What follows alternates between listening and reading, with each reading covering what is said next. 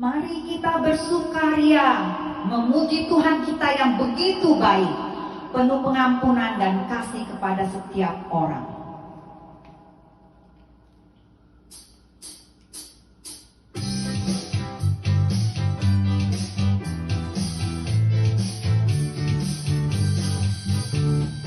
Mari kita bersukaria, karena ini hari bahagia. Kita berkumpul jadi satu, puji Tuhan semesta itu. Tepuk tangan, wajah berseri, hilangkanlah hati yang sedih. Bukankah Yesus berkata damai-Nya diberikan kita? Mari kita bersukaria, mari kita bersukaria, karena ini hari bahagia. Kita berkumpul jadi satu, puji Tuhan semesta itu. Tepuk tangan, wajah berseri, hilangkanlah hati yang sedih. Bukankah Yesus berkata damai-Nya diberikan kita? Mari kita bersukaria, mari kita bersukaria, karena ini hari bahagia. Kita berkumpul jadi satu, puji Tuhan semesta itu. Tepuk tangan, wajah berseri, hilangkanlah hati yang sedih. Bukankah Yesus berkata damai-Nya diberikan kita? Mari kita bersukaria. Bukankah Yesus berkata damai-Nya diberikan kita? Mari kita bersukaria. Bukankah Yesus berkata damai-Nya diberikan kita? Mari kita bersukaria.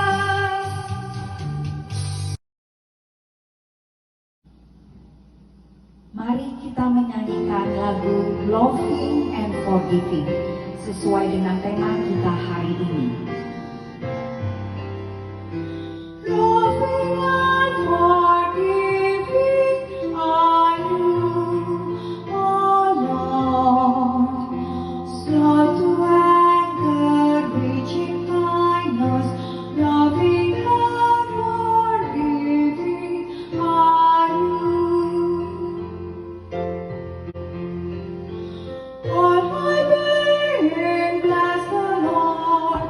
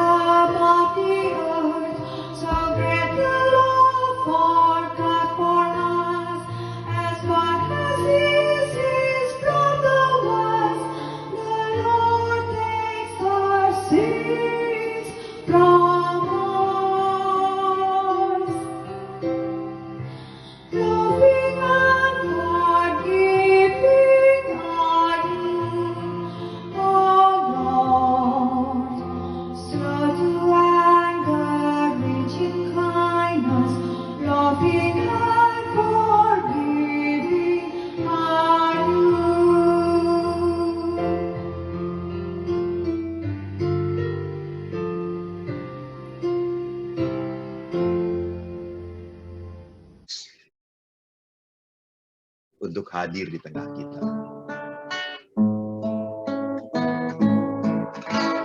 Roh Kudus, Kau hadir di sini. Roh Kudus, ku mengasihimu.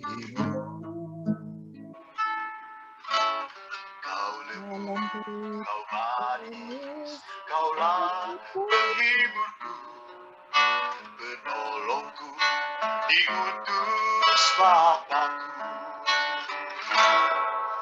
Ku buka hati untuk Roh-Mu Tuhan.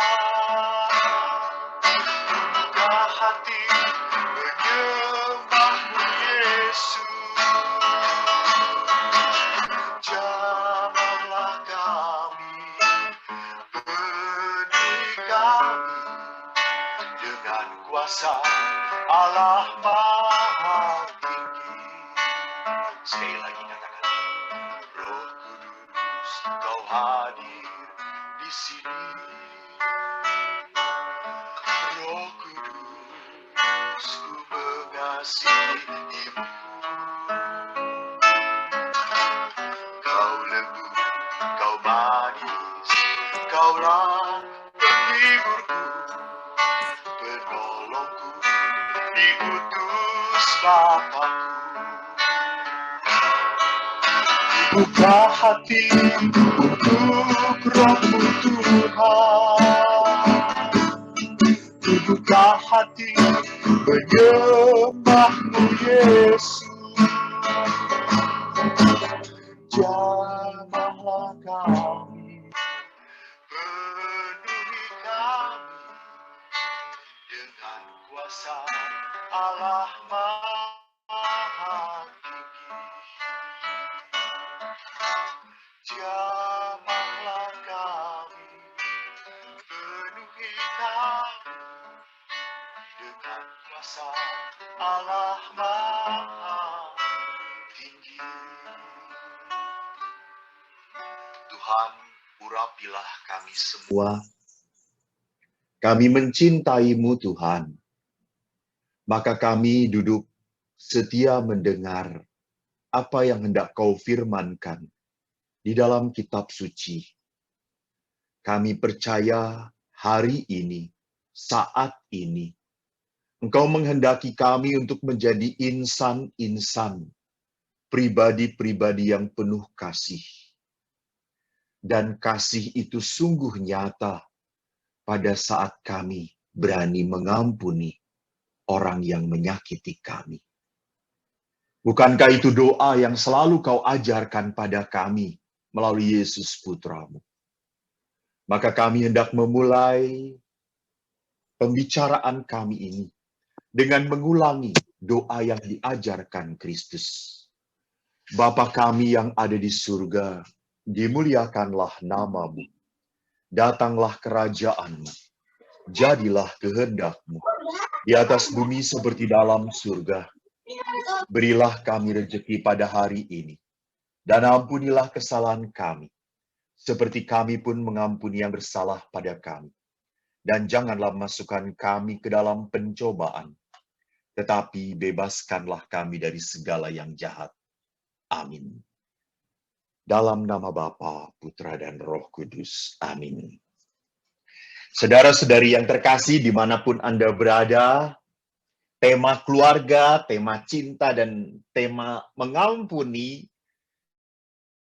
menarik bagi saya. Kenapa? Karena saya selalu gagal mencintai. Karena saya begitu sulit untuk mengampuni. Yang paling berat saya ampuni adalah siapa? Teman-teman yang serumah dengan saya, yang hidup sama-sama dengan saya. Maka apalagi sekarang di masa pandemi ini, kita bersama-sama hidup di rumah terus.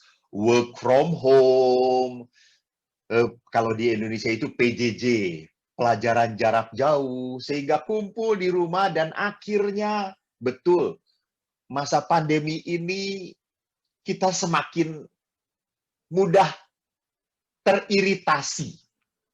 It's too easy to become irritated gitu ya. Hal kecil aja menjadi besar. Karena dulu kan ada saat di mana Anda jauh dari istri Anda, jauh dari suami Anda. Senang banget gitu. Suami pergi 6-7 jam kerja, aduh bahagia banget, enteng rasanya. Pada saat nongol lagi suami ke rumah, ya Tuhan, salibmu datang lagi Tuhan. Inilah salib yang paling berat. Jadi masa pandemi justru adalah masa berkat dari Tuhan. Betul, masa berkat.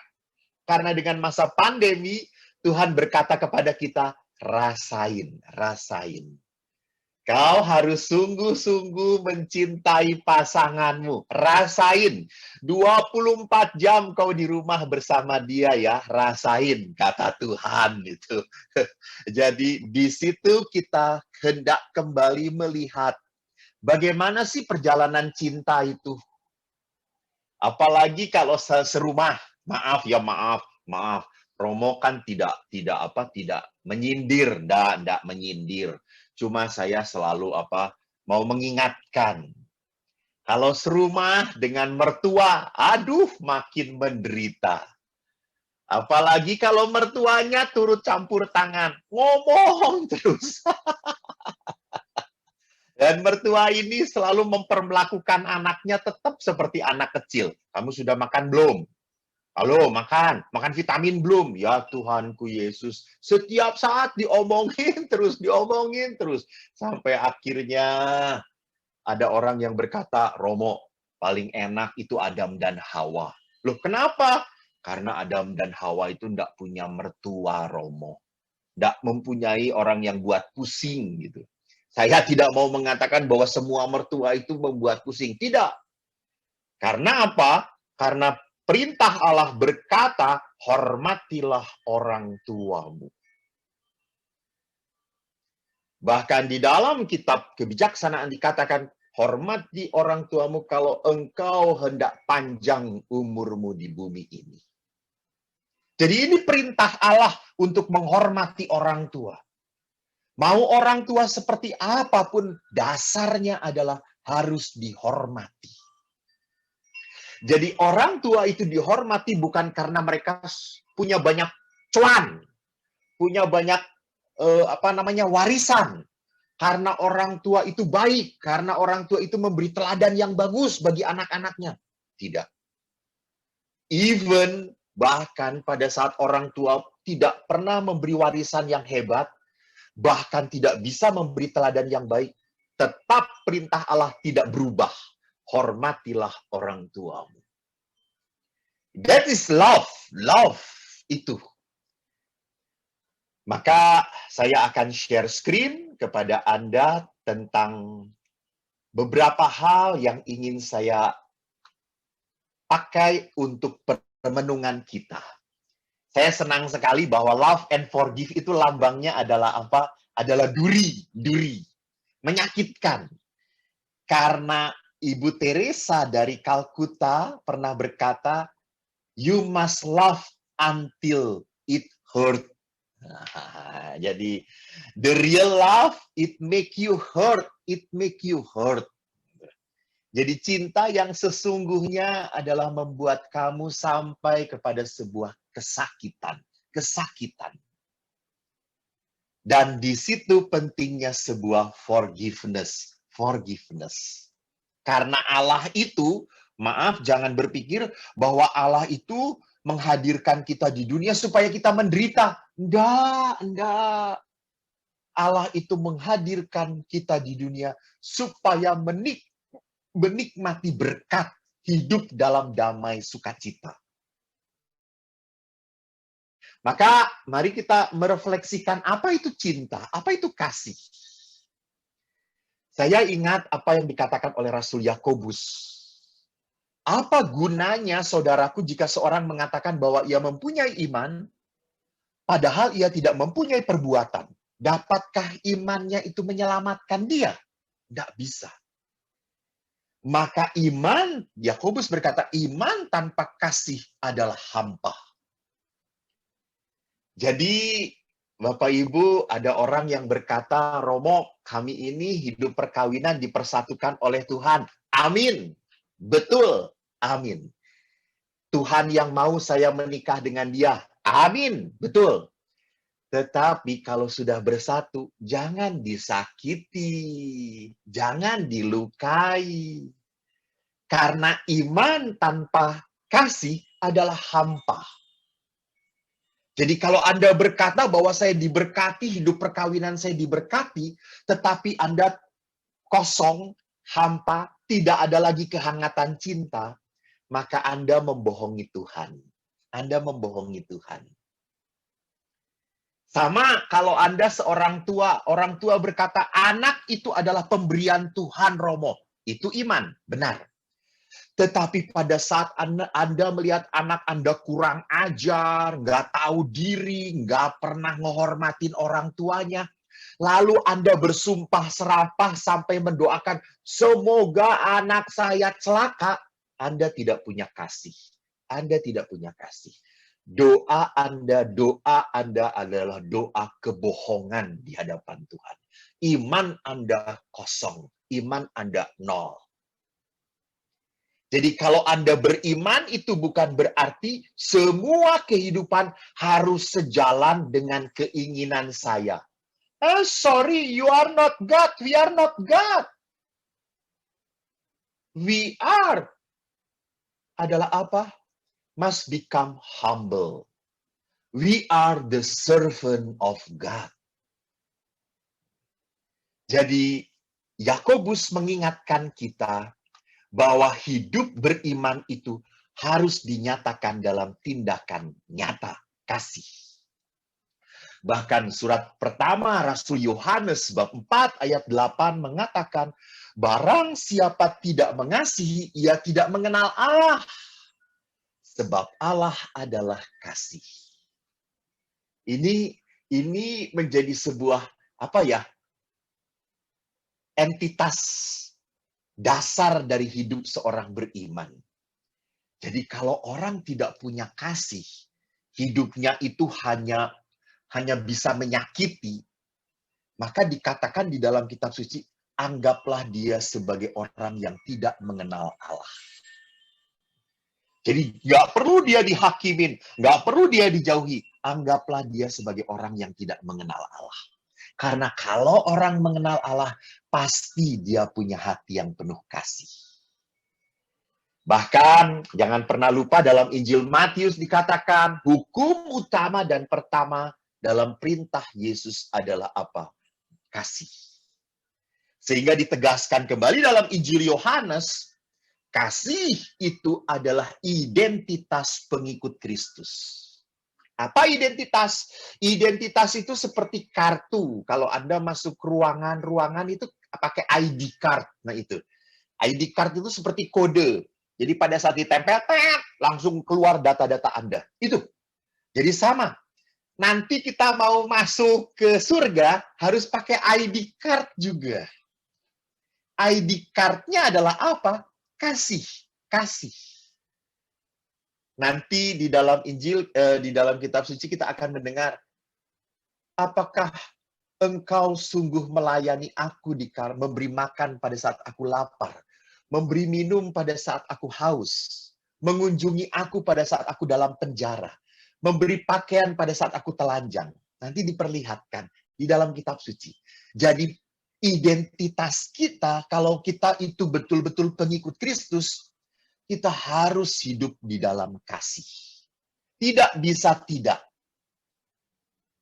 Maka di dalam Lumen Gentium dikatakan, artikel 8 dan 56 mengatakan, gereja adalah persekutuan iman, harapan, dan kasih.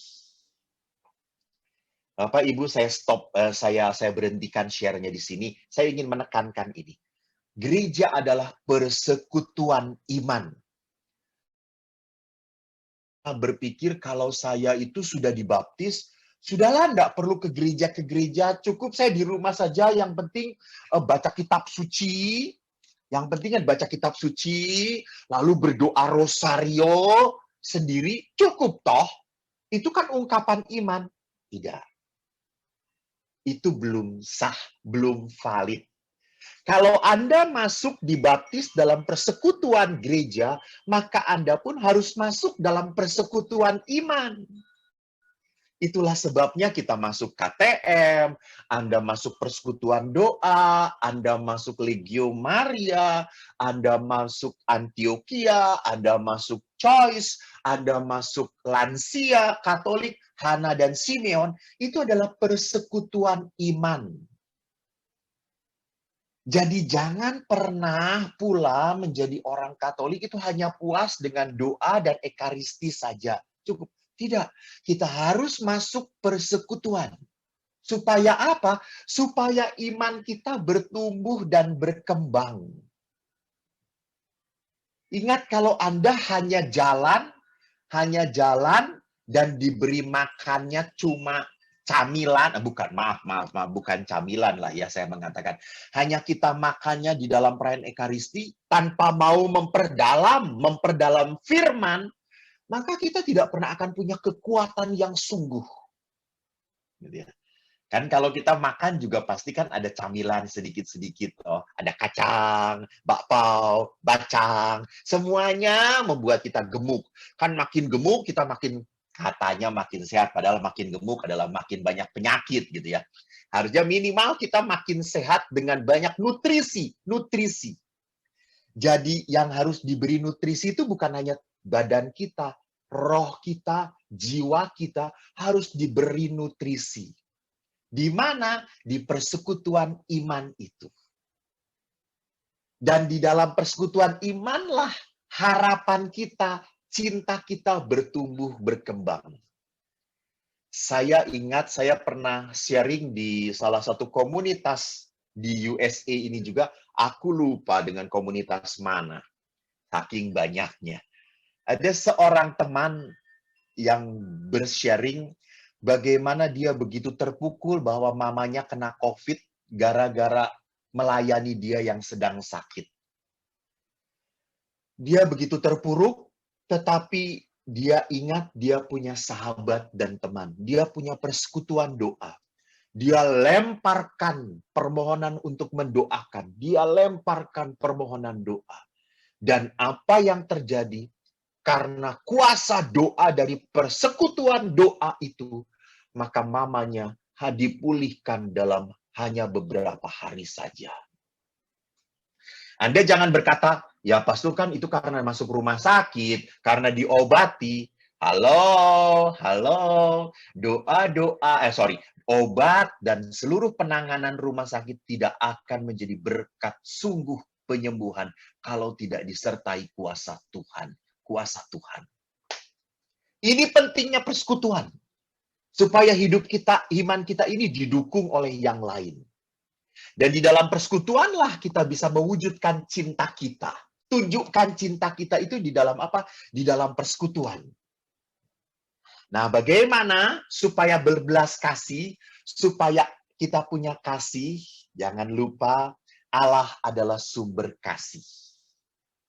Bahkan dikatakan dalam Injil Yohanes, kalau Allah adalah kasih, maka barang siapa tinggal berada di dalam kasih, ia berada di dalam Allah.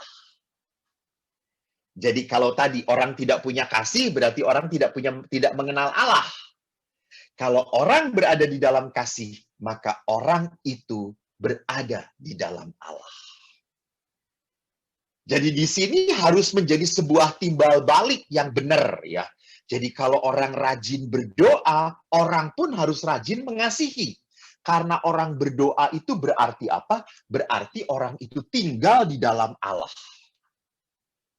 Jadi kalau tinggal di dalam Allah, jangan sampai orang rajin berdoa tetapi tetap rajin menista orang lain, menyakiti orang lain. Ngomongnya nyelekit, menyakiti hati orang lain tanpa punya perasaan. Rasanya doa orang itu harus dikoreksi, harus dibenerin. Itu doa yang salah. Maka kalau dipertanyakan, lalu belas kasih itu seperti apa? Kasih itu seperti apa? kasih punya 3 unsur penting. Spontan. Apa itu spontan? Spontan itu nggak perlu pikir panjang lah. Gitu. Misalnya, kita mau ngasih ini di Indonesia ya, nggak tahu di Amerika, saya belum pernah hidup di Amerika. Kalau di Indonesia kan ada pengemis, mungkin di Amerika nggak ada pengemis ya, karena sudah makmur gitu ya. Atau orang nggak pernah mengemis, seringnya merampok gitu ya.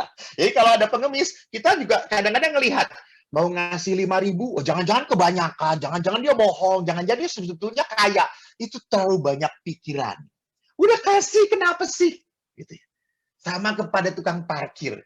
Kalau saya melihat tukang parkir sudah bapak-bapak tua gitu ya, sudah hujan, dia masih setia memarkirin. Saya nggak tega kalau cuma ngasih 5.000, nggak tega. Bahkan kalau ada, ya saya kasih 20.000, bapak itu, wah nggak ada gantinya, udah ambil saja Pak, ambil. Itu artinya apa? Tindakan belas kasih itu harus spontan. Sama, kalau Anda melihat suami Anda sedang diem saja gitu ya, sedang ngelamun aja, mungkin dia mikirin wanita lain, udah jangan diomongin, pasti kamu mikirin perempuan lain ya. Jangan. Datangi suami Anda, Pak, Papa butuh apa? Butuh kopi, butuh minum, butuh buatin super mie, saya buatin ya. Itu spontan, itu cinta. Jadi spontannya tuh jangan spontan menyakitkan gitu. Pada saat lihat suaminya sedang diem merenung, pasti mikirin mantan ya. Ya ilah. Jadi kasih itu selalu spontan untuk sesuatu yang baik. Yang kedua, kasih itu universal. Artinya apa? Kasih itu tidak pernah hitung-hitungan.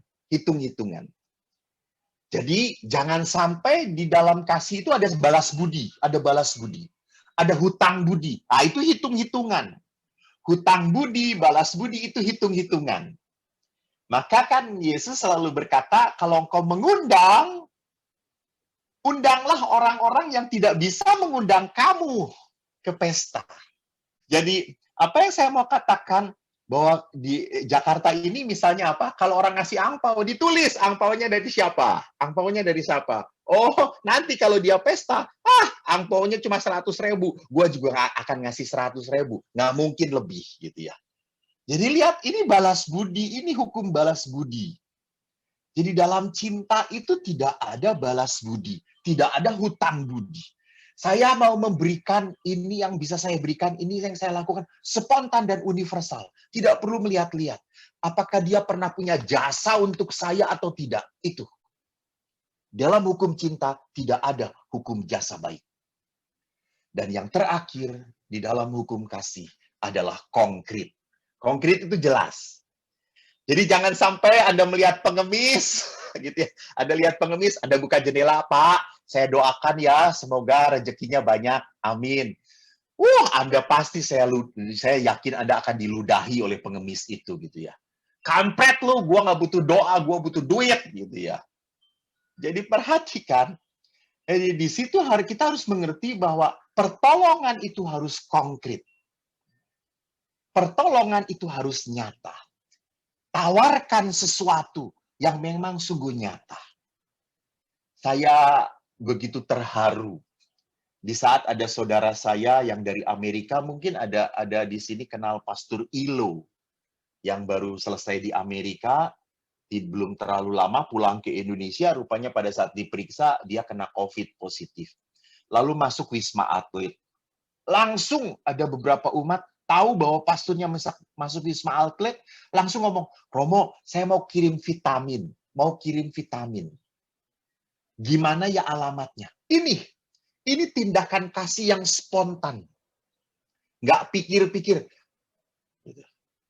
Saya pernah berziarah juga dengan oma-oma ke Medjugorje. Waktu berziarah, tiba-tiba saya kejepit penjepitan tulang belakang. Itu oma-oma tahu bahwa saya sakit. Semua oma-oma ngasih obat pada saya. Ada pink cuapil lah, apapil lah, balsem lah, semuanya. Dan ditanya setiap hari, Romo dipakai nggak? Romo diminum nggak? Romo diolesin nggak? Ya akhirnya supaya menyenangkan, saya pakai dan saya olesin semuanya. Sampai saya masuk bis seperti bau engkong-engkong gitu ya, baunya. Sampai semua orang berkata, ini bau siapa sih? Kata sih, kok bau minyak angin? Lalu saya ngomong, gue pakai minyak angin. Obat dari oma. Jadi lihat, jadi cinta kasih itu adalah ungkapan yang spontan.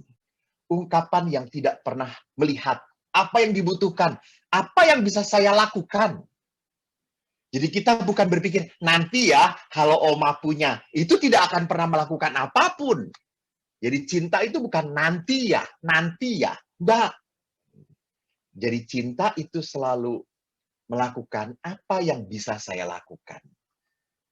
Nah, supaya Anda tidak bosan mendengarkan saya, ada lagunya tentang cinta itu.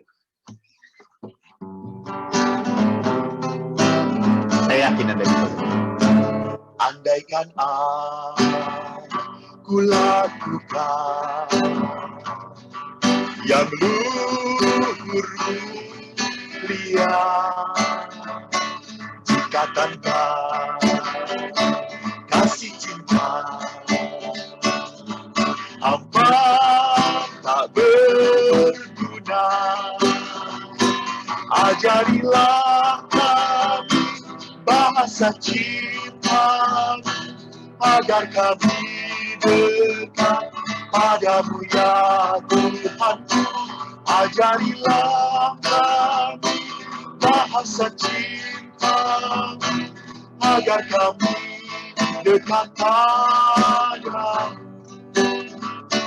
Cinta itu lemah lembut, sabar sederhana. Cinta itu murah hati, rela menderita. Ajarilah kami bahasa cinta, agar kami dekat padamu ya Tuhan. Ajarilah kami bahasa cinta, agar kami dekat padamu.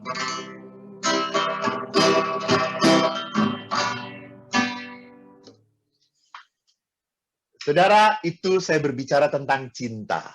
Pak Johan, berapa menit lagi saya?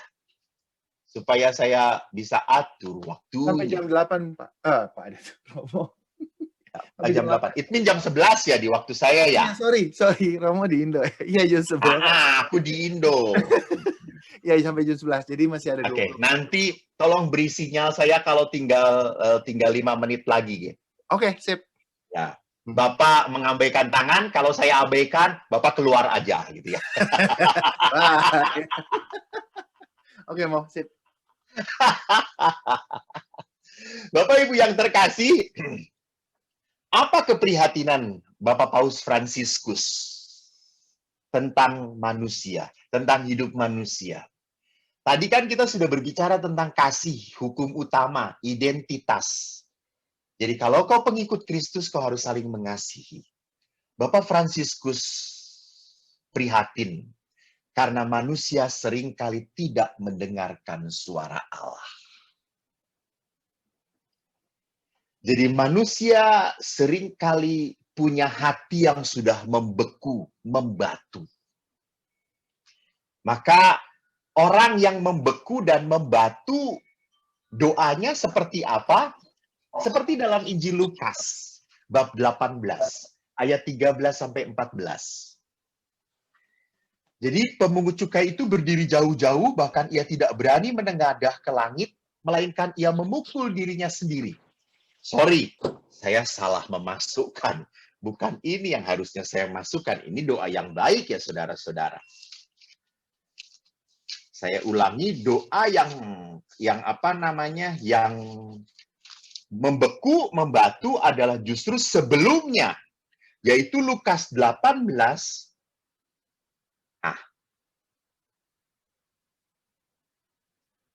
tadi Lukas 18. Ah, ini. Ayat 10 sampai 12. Ada dua orang pergi ke bait Allah untuk berdoa. Yang seorang adalah Farisi, yang lain pemungut cukai. Orang Farisi itu berdiri dan berdoa dalam hatinya begini. Ya Allah, aku mengucap syukur kepadamu karena aku tidak sama seperti semua orang lain. Bukan perampok, bukan orang lalim, bukan pejinah, dan bukan juga seperti pemungut cukai ini. Jadi perhatikan, ini doa yang tidak mau mendengarkan Allah. Justru doa yang sombong di hadapan Tuhan. Doa yang sombong di hadapan Tuhan adalah doa yang mengangkat apa? Mengangkat hal-hal baik. Doa yang sombong di hadapan Tuhan adalah doa yang mengangkat, Tuhan, saya sudah puasa loh, saya rajin kerahiman ilahi loh, saya ikut komunitas Tritunggal Maha Kudus loh, saya rajin setiap hari rosario loh. Itu doa yang sombong. Doa yang sombong adalah doa yang mengangkat kebaikan-kebaikan. Sedangkan doa yang rendah hati adalah doa yang tadi saya mau katakan. Seperti pemungut cukai. Ya Allah, kasihanilah aku orang berdosa ini. Ia menengadah ke langit, ia memukul-mukul dan berkata, kasihanilah aku orang berdosa ini. Bapak Ibu ingat atau tidak? Kalau di Amerika ada Rabu Abu juga ya? Ada ya pasti ya. Ash Wednesday disebutnya, bukan Rabu Abu. Ash Wednesday ada lagu yang sangat populer di Indonesia. Mungkin orang Amerika yang tinggal di Indonesia, orang Indonesia yang tinggal di Amerika sudah lupa. Lagunya begini. Hanya debulah aku di alas kakimu, Tuhan. Ingat lagi itu. Hapuskan titik embun, sabda penuh ampun. Refrennya bagus. Tak layak aku tengah menatap wajahmu. Lihat di sini. Jadi kita diajari untuk berdoa yang benar. Berdoa yang benar adalah berdoa yang berdasarkan apa? Ketidaklayakan dan ketidakpantasan. Jadi ini orang yang mau mendengarkan Tuhan. Bukan orang yang tadi dikatakan seperti Bapak Paus mengatakan banyak sekali orang sekarang itu tidak mau mendengarkan Tuhan lagi. Jadi kalau manusia itu merasa benar, maka orang itu tidak pernah bisa bertemu dengan Allah. Tidak bisa bertemu dengan kerahiman Allah. Bapak Ibu, Anda ingat bahwa tahun 2016 oleh Bapak Fransiskus dinyatakan sebagai tahun kerahiman ilahi. Masih ingat atau tidak? Saya akan mengangkat tetap apa yang direnungkan oleh Bapak Paus. Jadi Bapak Paus menggaungkan, be merciful just as your Father is merciful. Jadilah manusia yang penuh kerahiman karena Bapamu penuh dengan kerahiman. Jadi manusia harus bertatapan wajah dengan kerahiman Allah. Karena Allah adalah sang penyelamat dan keselamatan itu sendiri. Jadi menjadi merciful, menjadi orang yang berbelas kasih, itu tidak identik dengan orang yang rajin berdoa. Tidak. Jadi jangan selalu mengatakan orang yang rajin berdoa, orang yang rajin baca kitab suci itu otomatis akan menjadi orang yang merciful. Tidak. Kenapa? Karena orang seperti itu pun tetap hidup di dalam pergumulan. Tetap hidup di dalam tetap hidup di dalam perjuangan. Karena belum tentu orang rajin berdoa merasa dikasihi oleh Tuhan. Karena jangan-jangan saya rajin berdoa, saya rajin kerahiman, saya rajin rosario karena kewajiban itu. Jadi kewajiban tidak akan pernah membawakan kita pada perjumpaan dengan kerahiman Tuhan. Maka saya sangat tertarik dengan melihat gambar logo dari tahun Jubileum Kerahiman 2016. Logonya adalah apa? Matanya 3. Ini gambar Yesus, ini gambar orang yang dipangku oleh Yesus. Kenapa matanya 3? Karena di sini adalah simbol kita melihat dengan mata Kristus, melihat dengan mata kita, dan kita melihat dengan mata Kristus. Jadi menarik, Kristus melihat dengan mata kita, itu berarti apa? Kristus adalah Allah yang manusiawi. Allah yang tahu, Allah yang sadar, Allah yang peduli. Jadi Allah merasakan nasib manusia sungguh di dalam pribadi Kristus. Jadi jangan pernah berpikir, Tuhan tuh nggak ngerti saya. Ngerti banget. Kan di waktu zaman Yesus belum ada wabah, belum ada pandemi COVID-19. Betul, belum ada wabah seperti itu. Tetapi ada penyakit yang menakutkan pada zaman Yesus, yaitu apa? Kusta. Dan Yesus mendekati orang-orang seperti itu. Yesus menjamah.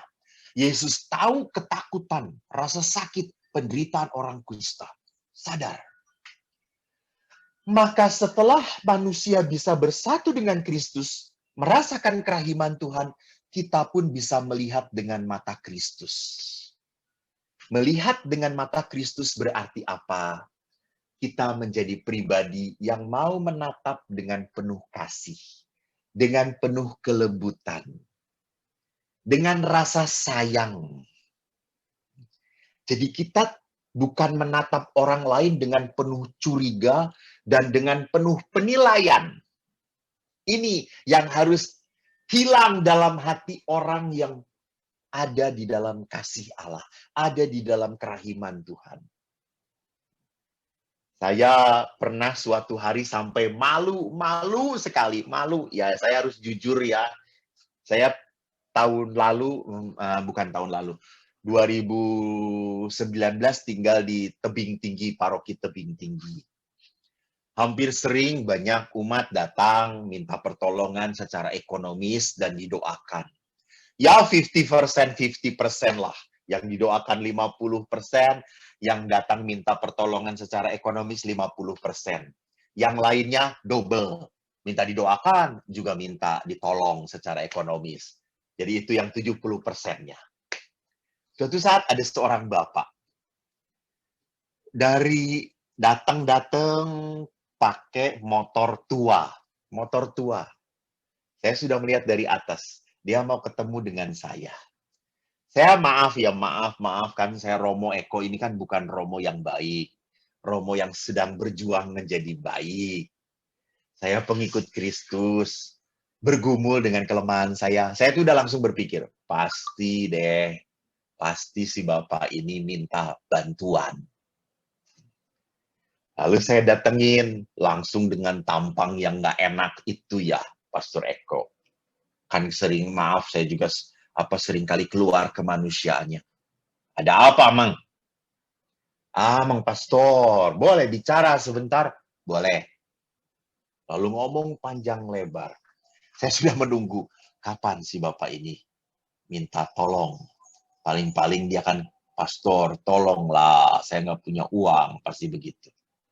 Tiba-tiba setelah panjang lebar ngomong bapak ini, dia berkata, Pastor, anak saya itu kemarin, saya sudah langsung berpikir, pasti sakit, pasti minta tolong. Anak saya itu kemarin baru naik jabatan, Pastor. Anak saya ini nitip amplop untuk gereja. Apa Pastor bersedia menerimanya? Langsung saya malu.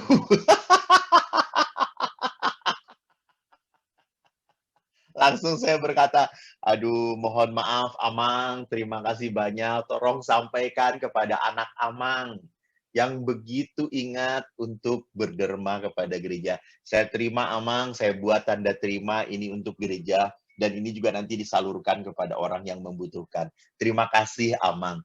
Amang itu pergi, saya doakan terlebih dahulu dan saya minta maaf kepada Tuhan. Saya malu gitu ya. Kenapa? Karena kita walaupun pengikut Kristus sering kali melihat sesama tidak dengan mata Kristus.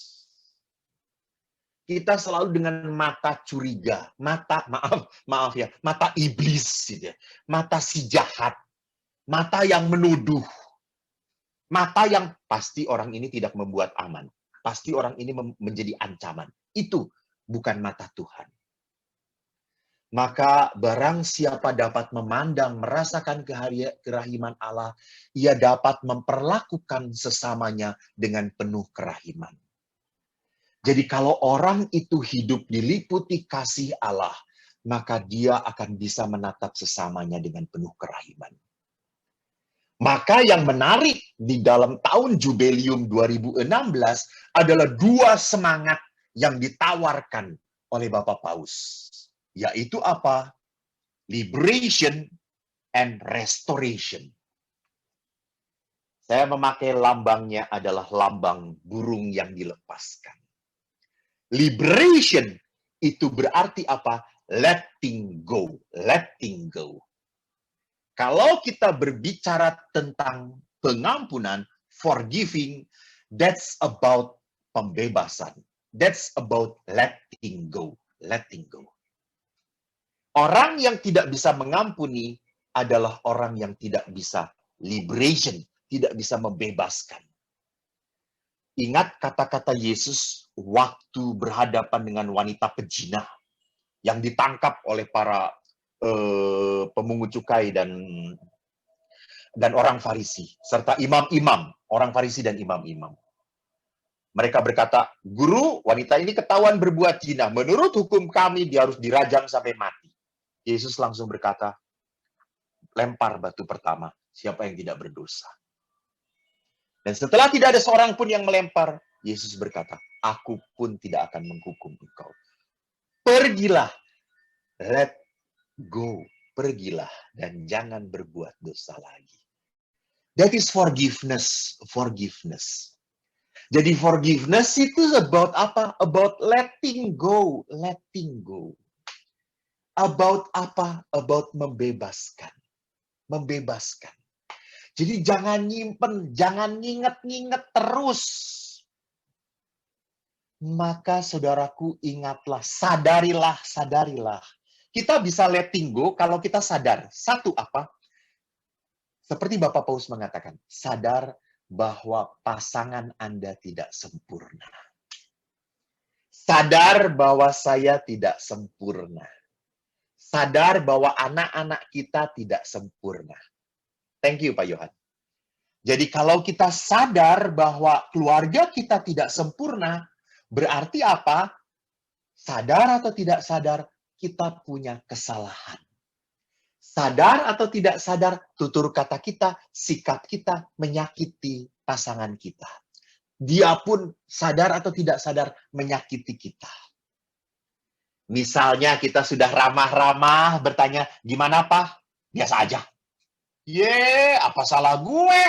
Kenapa lu ketus kayak gitu? Kalau lu gak suka, pergi sana. Balikin gue ke orang tua." Tuh, lihat. Kita nggak sadar mungkin orang suami kita sedang sakit sariawan gitu ya. Jadi dia sedang mikir sakit sariawannya atau sakit giginya. Maka dia ngomongnya ketus. Dan seringkali kalau orang sedang sakit, terpusat pikirannya, perasaannya pada sakitnya itu gitu ya.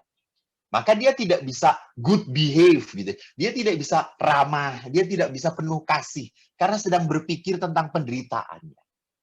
Maka lihat, pengampunan itu kuncinya adalah apa? Liberation, pembebasan, melepaskan.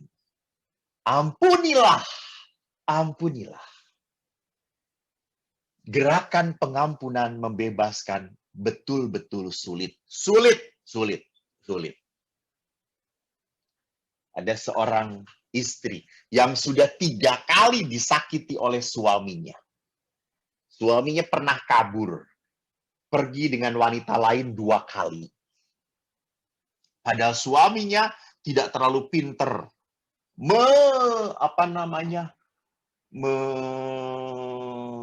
menafkahi keluarganya, tidak terlalu pinter. Dan akhirnya istri ini berjuang untuk mencintai anak-anaknya. Dan istri ini mohon doa, kita berdoa, dan suaminya kembali lagi. Pada saat suami mau kembali, istrinya langsung ngomong, Romo, saya nggak siap. Saya nggak bisa menerima suami saya.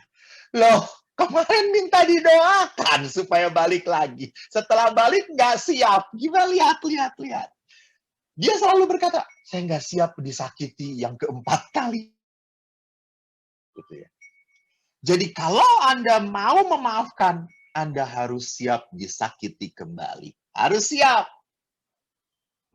Maka restoration pembaharuan hidup adalah apa? Memang kita harus membaharui kembali hubungan kita. Jadi di dalam hidup perkawinan, memaafkan, letting go, tidak mudah kalau kita tidak bersama Allah. Maka Ibu Teresa mengatakan dengan sungguh indah. Ibu Teresa berkata, ada satu kutipan yang ingin saya katakan. People ask me, what advice I have for a married couple struggling in their relationship. I always answer, pray and forgive. Pray and forgive. Jadi letting go hanya bisa kita lakukan kalau kita melakukan yang kedua. Letting God. Biarkan Tuhan yang memampukan saya untuk memaafkan. Jadi bukan saya yang bisa memaafkan. Bukan. Kuasa Allah yang bisa membuat kita bisa mengampuni. Saudaraku, saya ingat sebuah lagu untuk menutup pertemuan kita ini.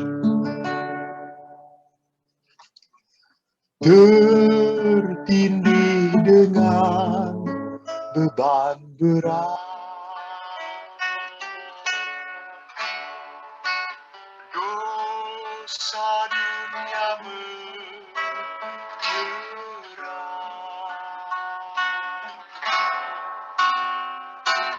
lalu ku datang pada Yesus.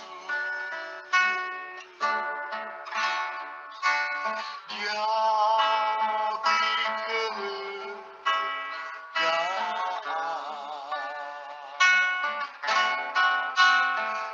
Dia jamah,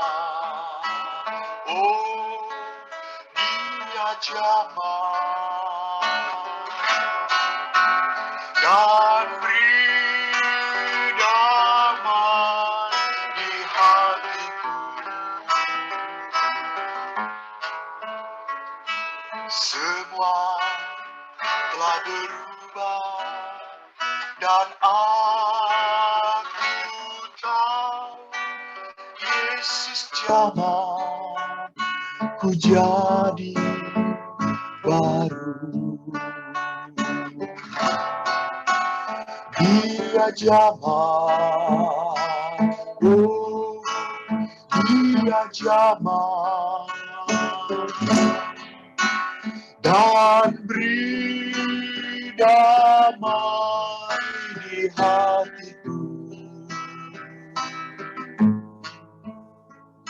Semua telah berubah dan aku tahu Yesus jamah ku jadi baru. Kalau Allah tidak menjamah Anda tidak akan pernah bisa memaafkan orang yang menyakiti Anda. Bukalah hati Anda untuk jamahan Tuhan. Tuhan memberkati. Thank you. God bless. Terima kasih Romo, luar biasa. Oke, Bu Yani, thank you. Kita break dulu 5 menit, nanti kita lanjutkan dengan sesi kedua, interview Romo, Yanli, and Johan. Ya, dan untuk saat ini, pada saat kita break, saya ada beberapa pengumuman sedikit. Bila Anda yang ingin memberi persembahan kasih, kita pada saat ini akan memberikan informasi tentang persembahan kasih yang 100% akan diberikan kepada Ordo Salib Suci karena ada proyek pembangunan rumah retret di Cisauk, kalau nggak salah tempatnya ya. Dan juga kalau Anda yang senang dengan suara Romo mempunyai CD. Nanti kita akan putar CD-nya, Anda bisa juga membeli CD itu, dan CD juga itu adalah penggalangan dana. Dan juga untuk rekan-rekan yang di USA, di Kanada, dan di Indonesia, kita akan memberi kesempatan ada ditayangkan nanti tempat di mana Anda bisa mengirim persembahan kasih. Silakan dia videonya dulu.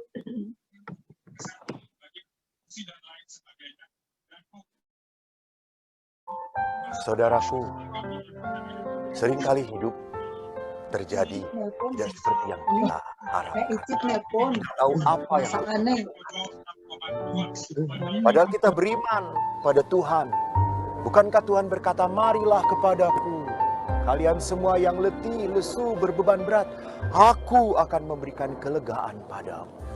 Walau ku tak dapat berharap atas kenyataan hidupku,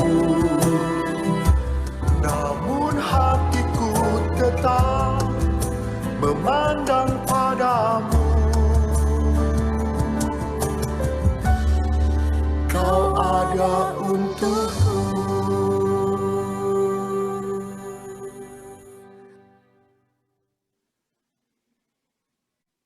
Dan ini adalah informasi tentang persembahan kasih yang di USA. Anda bisa Zelle ke saya dengan email asyanli@gmail.com. Dikasih note-nya Talkshow USA. Dan untuk Canadian Dollars, Anda bisa ETRF ke Bapak Cindra di Toronto dengan emailnya cindrafo@hotmail.com. Seperti juga dikasih notanya ya, Talkshow. Dan juga untuk yang rupiah yang memberikan salur itu mohon salurkan langsung kepada rekening BCA-nya Ordo Salib Suci yang tertera di sini. Mungkin bisa di screenshot ya.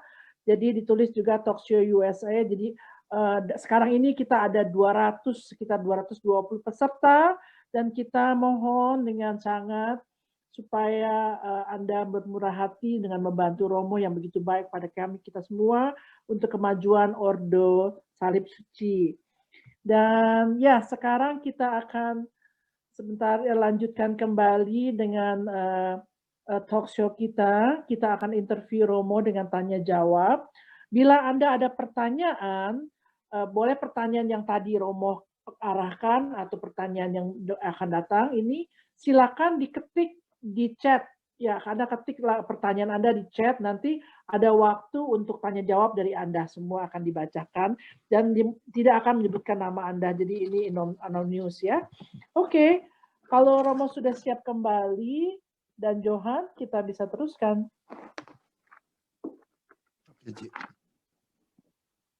Ya, thank you Cianli. Romo, kita akan masuk sesi kedua nih, sesi tanya jawab. Ya. Jangan susah-susah. Enggak lah, gampang, mana mungkin yang susah. Ya, apalagi matematika, nggak bisa saya. 1 tambah 1. Kalkulator, Romo, kalkulator.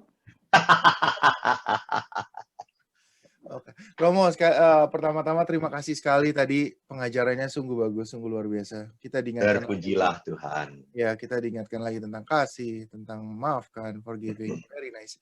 Nah, melanjutkan dari pengajaran Romo tadi nih, ada satu pertanyaan nih. Menurut Romo, dari sisi iman Katolik, mengapa mencintai dan memaafkan keluarga itu suatu hal yang penting? Jadi kalau ditanyakan di dalam di dalam hidup sebagai seorang Kristiani, kenapa kok kasih menjadi hal yang penting?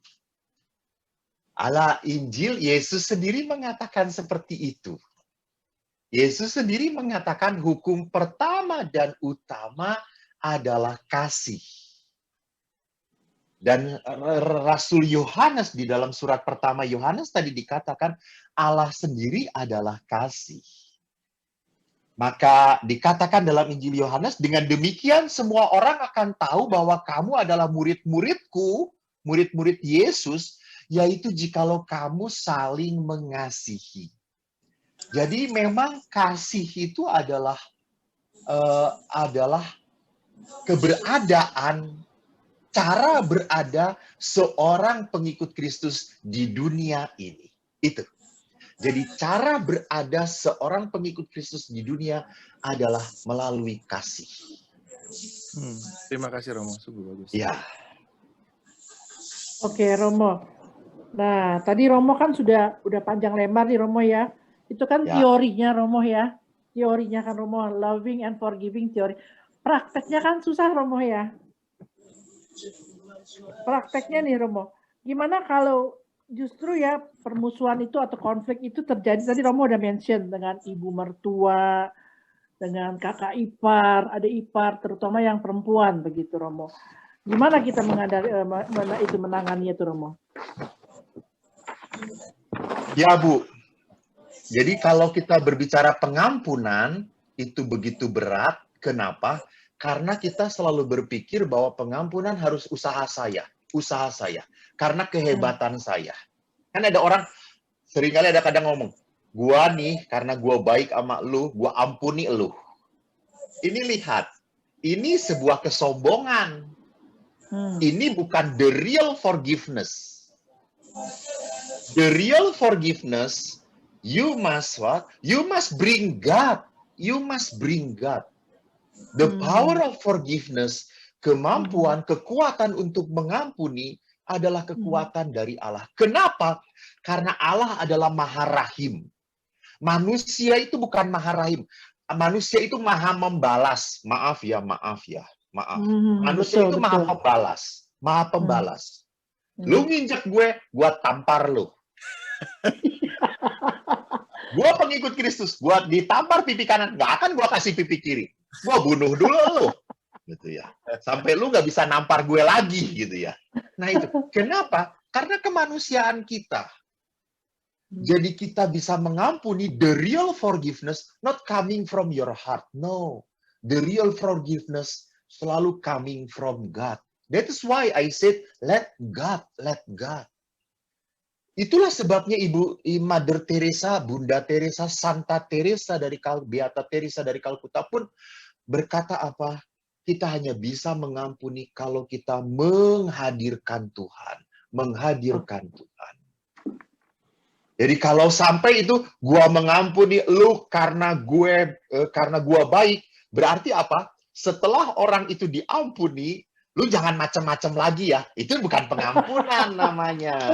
Ngerti maksud saya gitu ya. Ngerti, Romo. Jadi kalau pengampunan bersama Tuhan itu hebatnya apa? Gua udah ampunin kamu. Lu mau macam-macam boleh. Itu berarti kau tidak mengasihi aku lagi kalau lu macam-macam.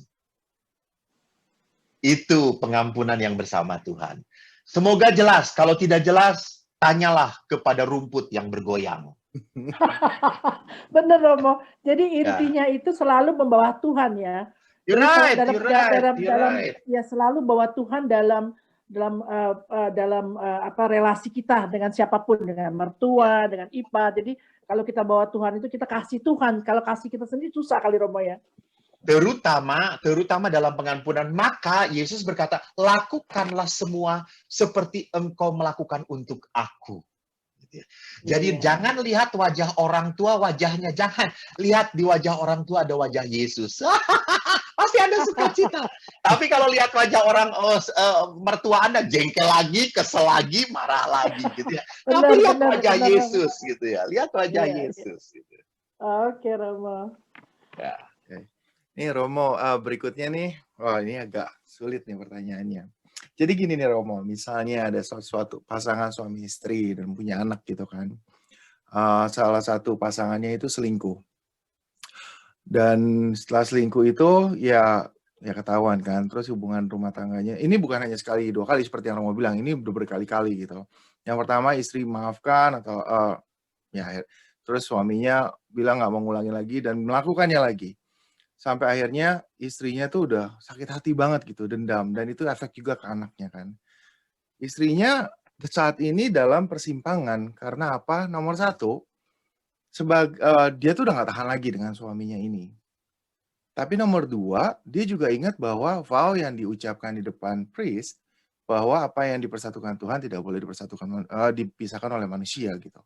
Nah, tapi dia juga mikir kasihan juga anak-anaknya dengan perkawinan yang buat dia tuh toksik sekali gitu. Karena suaminya itu selalu bilang minta maaf tapi mengulangi lagi. Nah, bagaimana kalau dalam situasi ini gitu loh menurut Romo yang sesuai dengan Katolik gitu. Cara jalan keluar dalam permasalahan seperti ini. Oke. Mau jalan yang serius atau tidak serius? Campur, mau jangan yang terlalu serius. Ini soalnya kalau terlalu serius nanti orang pada waduh serem itu. Campur aja.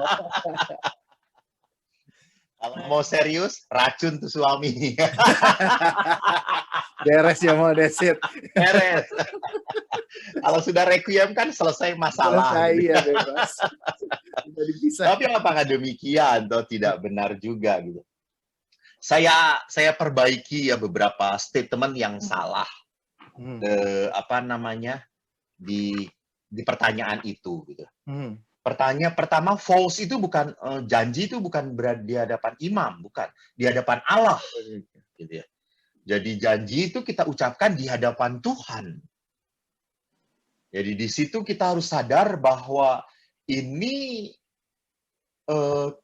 dengan kebebasan saya mengatakan saya akan setia dalam untung dan malang, sehat dan sakit, even suami saya sedang lurus dan bengkok-bengkok. Kan harusnya seperti itu toh, gitu. Jadi kalau setia pada saat dia lurus, nah itu bukan gampang aja sih gitu ya. Kan jangan sampai menjadi orang Kristen ini, lu jangan macem-macem ya. Lu nggak macem-macem, gua juga nggak macem-macem. Lu nggak serong, gua juga nggak akan serong. Jadi jangan pernah buat masalah deh. Ini tidak dalam kebebasan. Ini perkawinan dalam ancaman.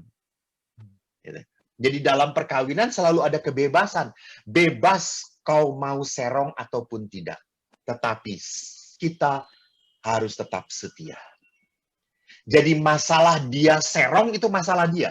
Masalah saya setia pada dia, pada perkawinan, itu adalah masalah saya. Nah sekarang masalahnya adalah, ini pribadi suami ini adalah pribadi, maaf. Mungkin saya tidak akan menghakimi, tidak akan menghakimi. Tetapi kalau melihat pola cycle, saya nggak akan selingkuh lagi. Nggak, maaf. Tiba-tiba kena lagi selingkuh lagi. Lalu maaf, selingkuh lagi. Maaf, selingkuh lagi. Kan perlu tuh setetes demi setetes racun dimasukkan gitu ya. Tapi yang saya mau mengatakan, ada sesuatu sakit dalam batin laki-laki ini. Jadi laki-laki ini harus membereskan dahulu. Dia tidak akan pernah bisa lepas dari cycle itu kalau dia tidak sadari ada apa sih sebetulnya pemicunya. Jadi dosa itu pasti ada akarnya. Akar dosa itu apa? Apakah karena dia merasa tidak diperhatikan oleh suami, istrinya? Apakah dia merasa tidak dianggap oleh istrinya? Apakah dia merasa powerless di depan istrinya? Bisa terjadi. Jadi bagi seorang lelaki, penting sekali sebuah power itu. Sebuah kebermaknaan. Karena laki-laki bermakna menjadi seorang pria pada saat dia menjadi provider. Pada saat dia menjadi penjaga. Dan kalau dia tidak bisa melakukan itu, maka dia akan merasa inferior di hadapan istrinya. Nah, inferioritas ini akhirnya dia lakukan dalam superioritas dalam hubungan seksual dengan perempuan lain. Jadi ini yang harus dilihat dahulu. Jadi yang harus dibereskan adalah pasangannya. Jadi si istri harus mengerti cycle ini dan harus mengerti kenapa kok seperti itu. Lalu bagaimana akhirnya saya sebagai istri harus saya lakukan? Jadi memang harus membawa suami ini kepada entah kepada psikolog, entah kepada imam, gitu ya. Harus dibenarkan, dibereskan dahulu. Kedua, bagaimanapun anak-anak harus diajak bicara. Anak-anak harus diajak bicara. Karena maaf, anak-anak ini sudah mempunyai pandangan yang jelek tentang image seorang bapak. Jadi kalau anak ini di dalam keluarga punya image yang jelek tentang ayahnya, tentang figur ayahnya, maka untuk membangun masa depannya ia agak berat kalau tidak diajak bicara. Karena ada sebuah luka yang dalam hati dia. Dia akan berpikir, kenapa ya bapakku seperti itu ya? Kalau dia perempuan, dia akan selalu berpikir, jangan-jangan nanti kalau gue menikah, gue akan bertemu seperti laki-laki seperti bapakku. Gue nggak mau nikah. Itu. Jadi menyisakan trauma dalam diri anak ini. Di situ pentingnya anak-anak ini diolah juga lukanya, pengalaman sakitnya. Jadi anak ini bukan membenci bapaknya. Tidak ada di dalam Kristianitas bahwa kita membenci orang yang sudah menyakiti kita. Tidak. Kita justru harus belajar, anak harus belajar dari pengalaman luka ini, dalam pengalaman sakit ini. Di situ saya harus membawa anak saya pun untuk mengolah. Entah dengan imam, entah dengan retret luka batin. KPM kan punya banyak banget cara-caranya kayak gitu. Silahkan. Sebagai istri bagaimana? Bagaimanapun Anda tetap harus setia dengan pasangan Anda.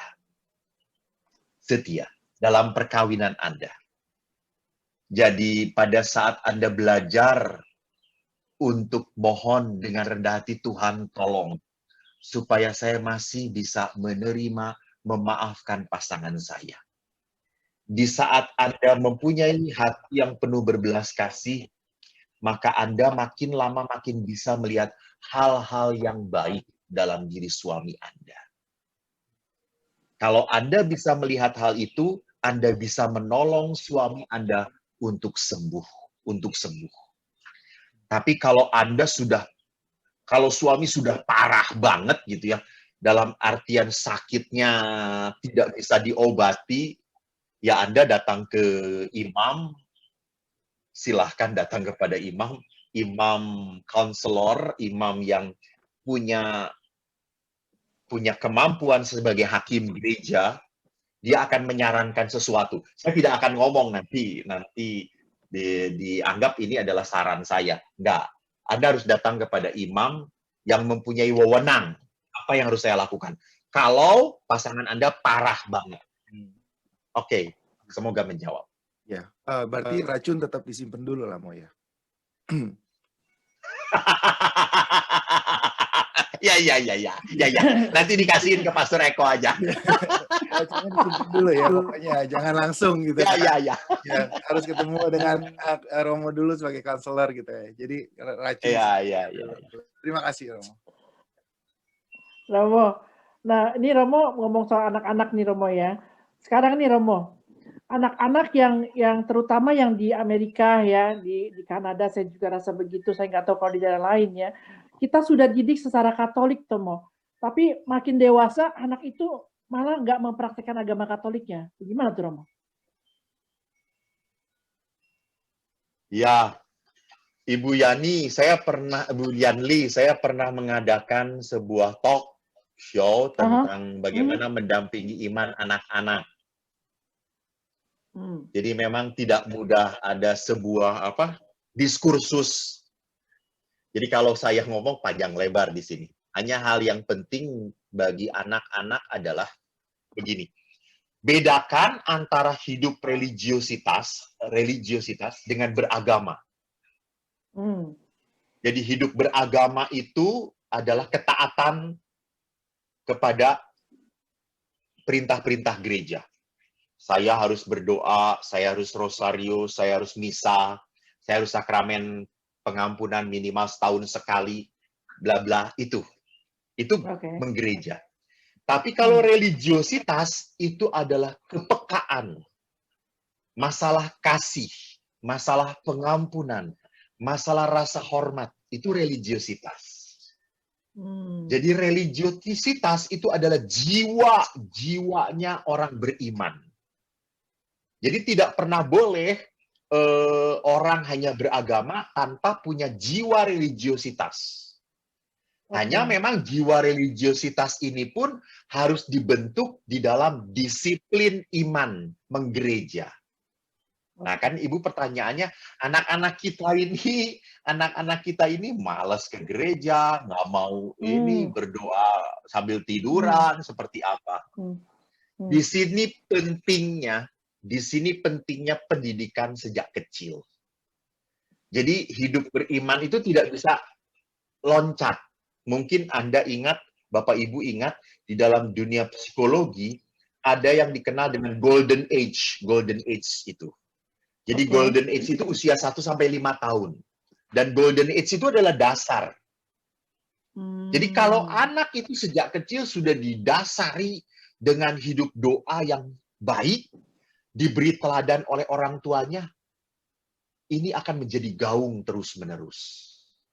Tapi kalau dasarnya berantakan gitu ya, nggak bisa, lalu waktu SMA kita menuntut supaya seperti itu, ya nggak akan mungkin. Saya kemarin memberkati sebuah rumah dengan keluarga, anaknya masih kecil, lucu. Lalu saya berkata, saya akan memberkati keluarga kalian. Setelah saya memberkati kamar-kamar, saya memberkati keluarga. Lalu anaknya yang kecil itu datang. Ayo, sikap doa seperti apa? Langsung dia. Berarti apa? Memang sudah ditanamkan oleh orang tuanya. Mengerti maksud saya? Ya. Jadi memang dasarnya sungguh kuat. Tapi kalau dasarnya, teladannya tidak ada, contohnya nggak ada, dia lihat orang tuanya, bapak ibunya nggak pernah doa bareng, nggak pernah berdoa, ya susah. Langsung tiba-tiba harus seperti itu, nggak bisa. Harus dimasukkan ke dalam apa? Komunitas anak muda. Jadi anak Anda yang seperti ini giring ke komunitas anak muda yang di mana mereka bisa saling meneguhkan. Biasanya kalau orang tuanya ngomong, nggak akan didengar. Tetapi kalau pacarnya ngomong, PR grupnya yang ngomong, akan didengerin. Jadi pakai PR grup mereka, pakai pacar mereka. Untuk apa? Untuk membenarkan sikap beriman, sikap beragama anak Anda. Oke. Semoga menjelaskan. Jadi, iya. Jadi kadang-kadang tadi Romo ngomong tentang menjiwai, jadi bagus istilahnya, selama anak itu masih menjiwai sebagai seorang Katolik, walaupun dalam prakteknya dia masih patah-patah gitu, tapi menjiwai berarti suatu hari bilang, Mami doain aku dong, aku ntar mau ada interview, atau aku mau ada kerjaan, apa gitu. Jadi dia masih percaya dan kuasa doa gitu Romo ya. Ya. Benar. Itu harus dihargai. Bahwa seorang anak yang berkata, Mami doakan, oh berarti orang ini masih punya kekuatan iman. Dia tahu bahwa doa maminya itu adalah sumber kekuatan dia. Ada daya, ada power di dalam doa. Dia masih punya percaya. Itu religiositas gitu ya. Itu perlu kita hargai. Oke, thank you Romo. Bagus Romo, thank you. Oke, Romo berikutnya ini tetap masih tentang anak. Karena agak cukup ini juga. Banyak yang orang tua tuh bingung gitu. Ya seperti yang kayak Yanli tadi cerita bahwa anaknya akhirnya mereka nggak praktek Katolik gitu kan. Nah nggak hanya itu, mereka memilih pasangan hidup bukan dengan yang orang Katolik gitu. Bagaimana sebagai orang tua menyikapi hal tersebut? Ya, di Keuskupan Agung Jakarta ini menjadi sebuah gerakan gerakan kami semua para imam supaya apa? Supaya mengurangi kawin campur. Dikurangi.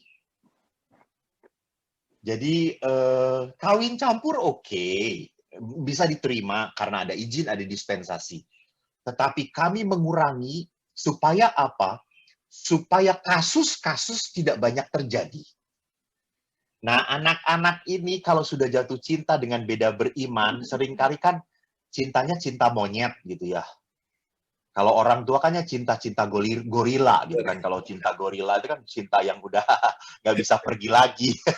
Nempel terus karena apa? Sudah janji tadi dengan Tuhan. Hauce pu hauce, ya ce gitu ya. Itu kan cinta gorila gitu. Sedangkan cinta monyet itu kan cinta yang menutup mata. Maka bagaimana itu pentingnya adakan seminar, adakan pembicaraan, supaya paradigma mereka terbuka.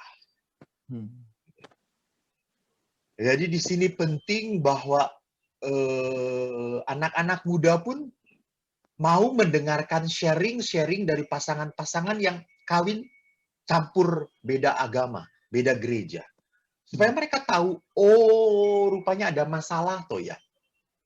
Oh, yang nggak gue pikirin ternyata terjadi. Contoh, kasus. Jadi ada seorang ibu minta doa oleh saya, kepada saya. Lalu ibu ini berkata, Romo, saya menikah tidak di gereja Katolik, di agama A. Karena saya menikah dengan orang itu yang beragama A. Oke. Lalu kenapa ibu datang kemari? Romo, saya sakit hati karena suami saya punya the other woman. Bahkan dia minta izin supaya menikah dengan the other woman itu.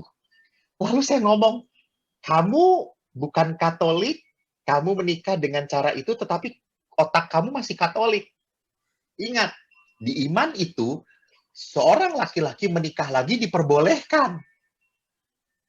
Maka kalau kamu seorang Katolik menikah dengan beda iman, dan dia memegang imannya, ya sudah, kamu harus tahu, sadar. Harus kamu sadari itu. Nah, ini yang seringkali tidak menjadi hal yang dimengerti oleh orang-orang muda kalau mereka berpacaran dengan beda iman dan beda agama. Jadi kita harus buka. Jadi jangan sampai ke anak muda itu hanya bisanya ngomong, nggak boleh. Diskusi, dialog dengan mereka. Saya sangat senang kalau ada orang tua berlatar belakang Katolik, anak-anaknya aktif di gereja. Entah itu dalam persekutuan doa anak-anak remaja, entah itu dalam putra-putri altar. Mereka punya komunitas yang bisa berbagi. Kita orang tua harus mendukung. Bahkan kita ngomong kepada pemimpinnya, ayo dong adakan diskusi tentang kawin campur. Tentang apa? Karena kalau diskusi di antara mereka enak, nyambung. Karena kalau diskusi dengan orang tua, umumnya ujung-ujungnya adalah perkelahian. Ujung-ujungnya adalah perang dunia. Mama nggak ngerti apa-apa, itu zaman mama, beda dengan zaman kita. Itu akhirnya seperti itu. Mamanya juga jadi tersinggung. Mama, kamu ini S3, tahu nggak? Pendidikannya, gitu ya. Mama kan bisa pinter pada saat di luar, di rumah kebawa perasaannya, kebawa sebuah arogansinya, gitu. Akhirnya apa? Nggak bisa komunikasi dengan anak-anak. Jadi saya selalu menekankan para orang tua, tolong anak-anak Anda harus punya paradigma yang luas, mendengar banyak masukan. Jadi jangan sampai mereka memutuskan tanpa mendengarkan banyak hal. Jadi di dalam gereja Katolik kita pun mengajarkan kepada anak muda supaya selalu membuat keputusan setelah menimbang dan banyak mendapatkan masukan. Semoga menjawab. Terima kasih. Terima kasih, Romo. Sedikit tambahan pertanyaan Romo. Tadi kan Romo bilang bahwa Keuskupan Agung Jakarta berusaha untuk mengurangi kawin campur kan di umat Katolik gitu ya. Ya. Ada program-program apa yang Keuskupan Agung Jakarta lakukan untuk melaksanakan hal tersebut, Romo? Nah, kami di seksi katekese mengajarkan tentang MRT, membangun rumah tangga. Jadi di dalam MRT pun ditekankan pentingnya iman, membangun iman. Jadi membangun hidup bersama, menikah itu bukan semata-mata hidup bersama, tetapi juga hidup berimannya harus dikuatkan. Lalu pastoral pendampingan anak muda pun mereka diminta untuk discussing, berbicara, ngobrol dengan para sharer suami istri yang punya kasus-kasus perkawinan. Lalu juga mengundang para imam-imam di dalam kanonik. Ini imam-imam kanonik biasanya sharing tentang tentang kasus-kasus perkawinan yang sering mereka hadapi. Dan ini membuat anak-anak jadi terbuka. Oh, kasus-kasus perkawinan dalam gereja Katolik umumnya minta cerai itu karena ini, minta cerai itu karena itu gitu. Jadi ini membuat anak muda makin ngerti gitu, makin mau tahu.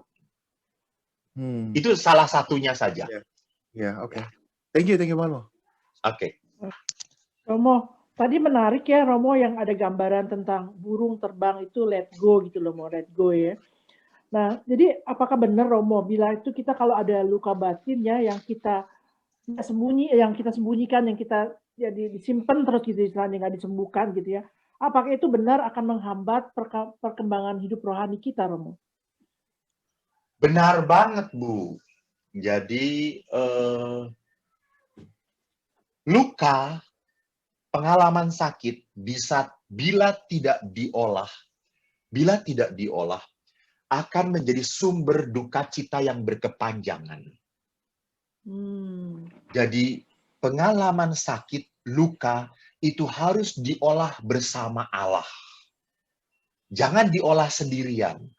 Karena kalau diolah sendirian akan menghasilkan apa? Menghasilkan balas dendam. Jadi kalau luka itu didiamkan, kita akan menjadi kepahitan, selalu akan membuahkan kepahitan lagi. Balas dendam. Entah pada orang yang menyakiti, entah pada sosok yang punya hubungan dengan orang yang menyakiti, atau dengan peristiwa yang hampir mirip dengan seperti itu. Jadi memang harus diolah. Disitulah kenapa gereja menganjurkan orang-orang untuk mengalami sebuah pengalaman penyembuhan batin. Maka di dalam gereja ada sakramennya, disebutkan sakramen rekonsiliasi, sakramen perdamaian. Saya ingat Ibu Yanli, saya ingat seorang pastor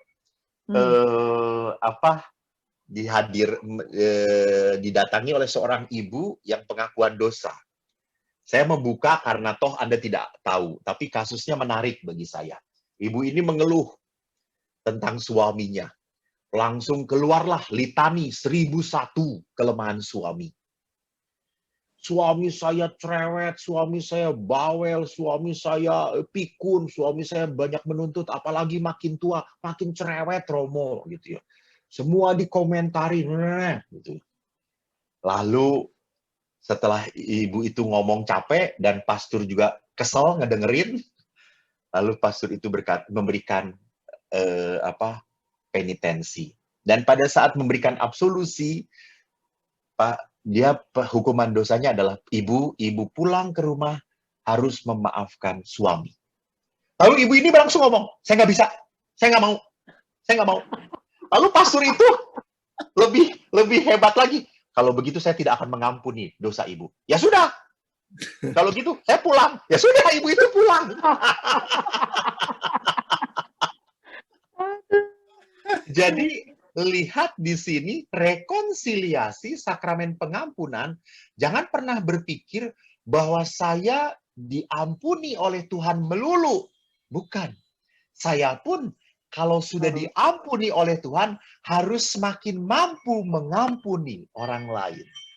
Ini buah dari pengampunan, buah dari sakramen rekonsiliasi. Semoga menjawab, Bu Yanli. Terima kasih. Iya, terima kasih Romo. Bagus sekali. Silakan Johan. Oke, kita kayaknya Mungkin di udah wrap up pakai ya. waktu ya. Kita harus Ah, karena Iya, di wrap up. bagus. enggak, bukan, belum Romo, jangan kemana-mana dulu, sabar. Belum, Yeay. belum. Waduh, Belum off the hook, Romo, belum off the hook. kita masih ada beberapa menit ini Saya berharga. sudah bahagia dibebaskan dari beban kehidupan. Belum, tugas belum selesai, Romo. Ini ada beberapa pertanyaan, tapi karena ada beberapa pertanyaan, jadi aku pengen juga tanyakan langsung ke Romo gitu. Tapi sebelum itu aku akan matiin recordingnya dulu, karena ya ada beberapa pertanyaan yang mungkin agak pribadi ya.